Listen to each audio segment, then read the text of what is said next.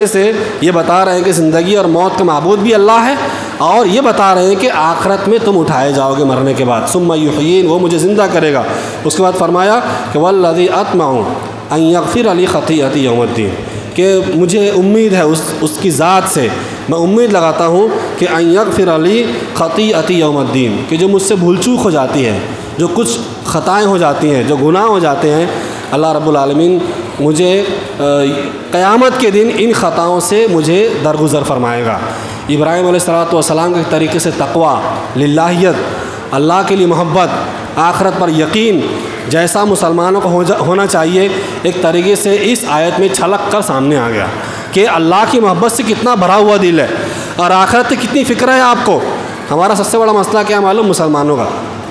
ہم لوگ معاش کے لیے روتے ہیں، شکایت ہے کہ ہمارا معاش اچھا نہیں ہے، کاروبار بہت خراب چلتا ہے، اور دنیا میں یہ پریشانی، مصائب ہے، مشکلات ہے، کوئی شادی بیاہ کے لیے پریشان ہے، کوئی کاروبار کے لیے پریشان ہے، کوئی بیماری سے پریشان ہے، کوئی گھر بنانے کے لیے پریشان ہے، کوئی دنیا کی دیگر آرائش کے لیے محنتیں کر رہا ہے۔ لیکن ملت ابراہیمی پڑھ رہا ہے آدمی، ابراہیم علیہ السلام کی سیرت پڑھ رہے ہیں، یہ درس نہیں ملا کہ آپ کی ساری فکر اللہ رب تبارک و تعالیٰ کے دین کے لیے تھی، اس کا دین لوگوں تک پہنچ جائے، لوگ اس کی توحید کے ماننے والے بن جائیں، اس کے حقیقی پرستار بن جائیں۔ یہ فکر ابراہیم علیہ السلام تھی، وہ ہمارے اندر نہیں ہے۔ ہمارے اندر اتنی فکر نہیں ہے کہ ہمارا بچہ دیندار بن جائے، ہمارے اندر اتنی فکر نہیں ہے کہ ہمارے بچے نمازی بن جائیں، ہماری بیوی نمازی بن جائے، ہمارے ماں باپ صحیح راہ پر آ جائیں۔ ہم اپنے گھر کے تئیں فکر مند نہیں ہیں۔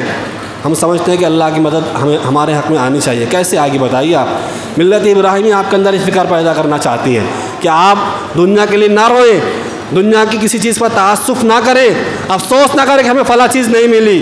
دین کے بارے میں سوچیں کہ اگر آپ دیندار ہیں، کسی بھی وقت تو انسان کی موت آ جائے، اگر آدمی توحید پرست ہے، صحیح دین پر قائم ہے، تو فکر کی بات نہیں ہے۔ آپ دیکھیے کتنی کم عمر میں کتنے لوگوں کی موت ہو جا رہی ہے، ہمیں افسوس ہوتا ہے، لیکن افسوس نہیں ہونا چاہیے۔ افسوس اس بات پر ہونا چاہیے کہ مرنے والے کا عقیدہ صحیح تھا کہ نہیں تھا، توحید پر تھا کہ نہیں تھا، نمازی تھا کہ نہیں تھا، قربانی اللہ کے لیے دینے والا تھا کہ نہیں تھا، دین اور دنیا کی بات آتی تھی کس کو ترجیح دیتا تھا، حقوق کی بات آتی تھی ادا کرتا تھا کہ نہیں ادا کرتا تھا۔ اگر یہ ساری چیزیں نہیں ہیں تو میت پہ پھر افسوس کرنا چاہیے، پھر رونا چاہیے کہ اس کے پاس دین نہیں تھا، اور یہ چیز دنیا میں ہونی چاہیے۔ ابراہیم علیہ السلام کی ملت یہ بتا رہی ہے کہ اللہ کے دین کے لیے مخلص بنو، اس کے لیے فکر مند بنو۔ یہ تمہاری دنیا کی جو زندگی ہے نا، یہ عارضی زندگی ہے، یہ یوں بھی ختم ہو جائے گی۔ اچھی گزارو گے تو بھی ختم ہونا ہے، اور کچھ تکلیف سے گزارو گے تو بھی ختم ہونا ہے۔ والآخرۃ خیر وابقیٰ، لیکن آخرت کا یہ وصف ہے کہ اس میں بہتری ہے تمہارے لیے، اور اس میں بقا ہے تمہارے لیے، وہاں تمہیں کبھی موت نہیں آنے والی ہے۔ اس ہمیشہ کی زندگی کو بہتر بنانے کے لیے دنیا میں کوشش کرو۔ یہ ملت ابراہیم کا پیغام ہے آپ کے لیے۔ اس کے بعد کہا کہ ربی ہب لی حکما والحقنی بالصالحین۔ اب دعا کر رہے ہیں، دیکھیے کتنی عظیم الشان دعا، اس دعا کو یاد کرنا چاہیے ہر مسلمان کو کہ میرے رب مجھے حکمت و دانائی عطا فرما، اور والحقنی بالصالحین، اور مجھے آخرت میں نیک لوگوں سے، یعنی میرے بھائیوں سے، انبیاء سے، صالحین سے ملا دے، مجھے حکمت دے۔ بہت سارے لوگ ہوتے ہیں ان کے پاس میں سوجھ بوجھ بہت کم ہوتی ہے، اور علم زیادہ ہوتا ہے لیکن حکمت نہیں ہوتی ہے۔ دعا کر رہے ہیں کہ مجھے حکمت دے، یعنی ایسا علم دے، ایسی دانش دے جس کے ذریعے سے میں حلال اور حرام میں فرق کر سکوں، اور مجھ کو دین کا وہ فہم عطا فرما کہ اس فہم کے مطابق میں عمل کر سکوں، اور دوسروں کے درمیان اس فہم کے مطابق فیصلہ کر سکوں، اس علم کے مطابق فیصلہ کر سکوں۔ اتنا دین تو ہر آدمی کو اللہ سے مانگنا چاہیے نا، کہ وہ کم سے کم حرام حلال کی تمیز کر سکے، کم سے کم نماز روزے کی تعلیمات سیکھ سکے۔ آج لوگ 50 سال 40 سال سے نمازیں پڑھ رہے ہیں، کبھی دیکھا ہی نہیں صحیح نماز کا طریقہ کیا ہے، صحیح عبادت کیا ہے، صحیح طریقے سے حج کیسے کیا جاتا ہے، صحیح طریقے سے عمرہ کیسے کیا جاتا ہے، قربانی کے احکام و مسائل کیا ہیں۔ یہ کتنی بڑی تعداد مسلمانوں کی سیکھتی ہی نہیں ہے۔ ابراہیم علیہ السلام کی ملت آئی، قربانی کا واقعہ مولوی صاحبان نے بیان کیا، قربانی کے دروس کو ہم نے فراموش کر دیا۔ کبھی ہم سمجھنا نہیں چاہتے۔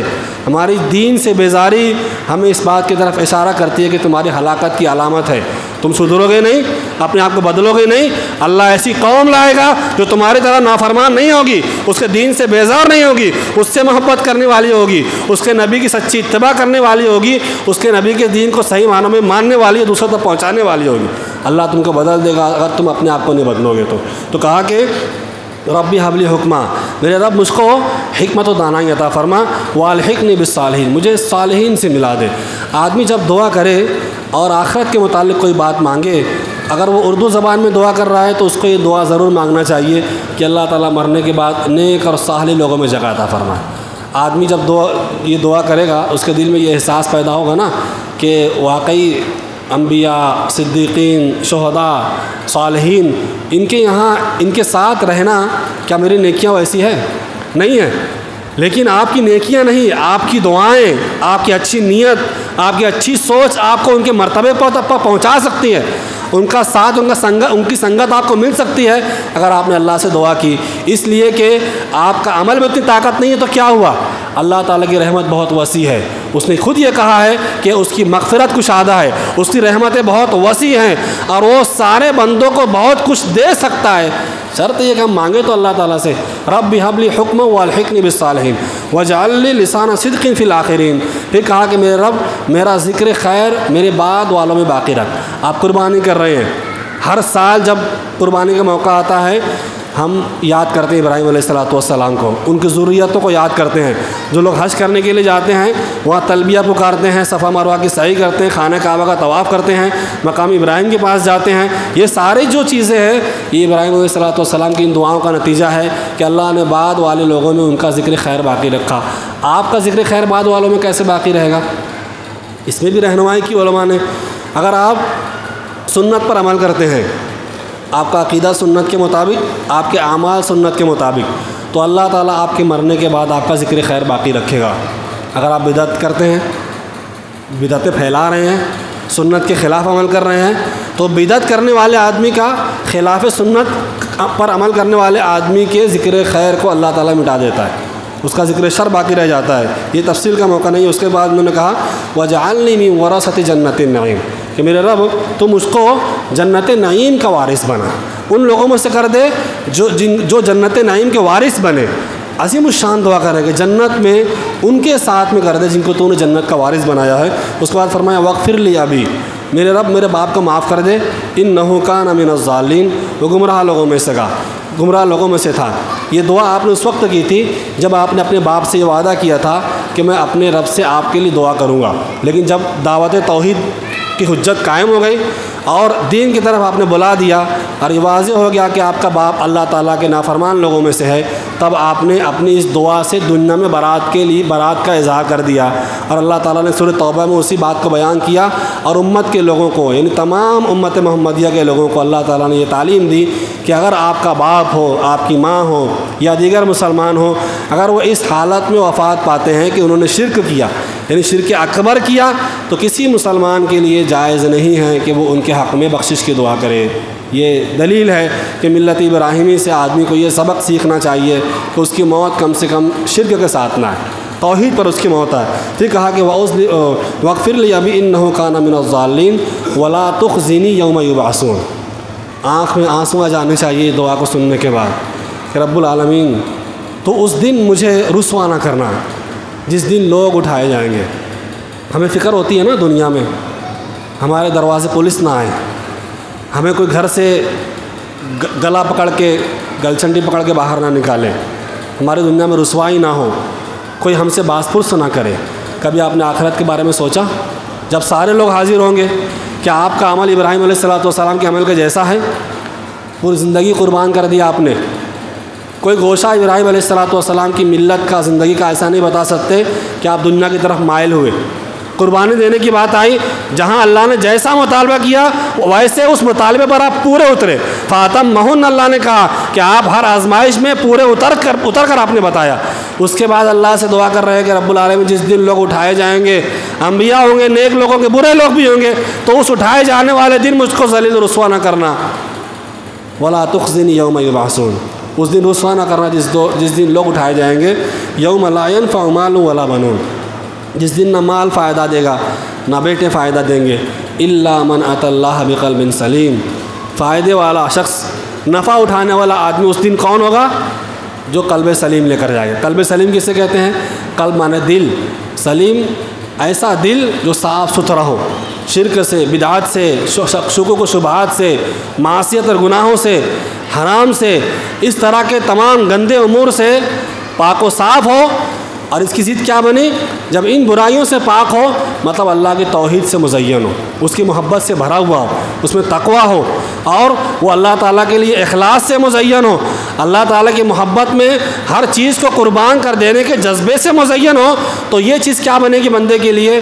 یہ بندے کے لیے ثواب جزیل کا ذریعہ بنے گی، بھرپور اجر و ثواب کا، جنت کی وراثت کا، انبیاء اور صالحین کی رفاقت کا سبب بنے گی یہ چیز۔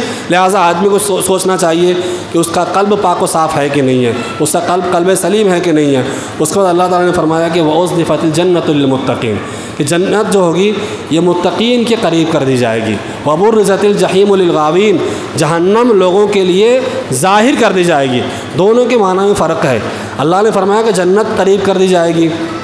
اگر کسی آدمی کے بارے میں جنت کا فیصلہ ہوتا اور اب یہ بتا دیا جاتا کہ جنت یہاں سے 200-500 کلومیٹر دور ہے، جاؤ پیدل چل کے جاؤ، تو یہ ایک طریقے سے ضیافت بہتر طریقے سے نہ ہوتی۔